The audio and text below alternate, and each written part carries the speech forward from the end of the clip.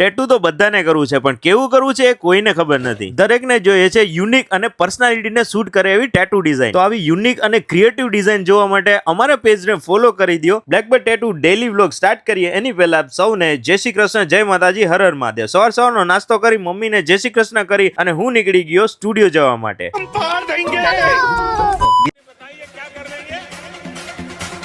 अरे हम तो फकीर आदमी है, झोला लेके चल।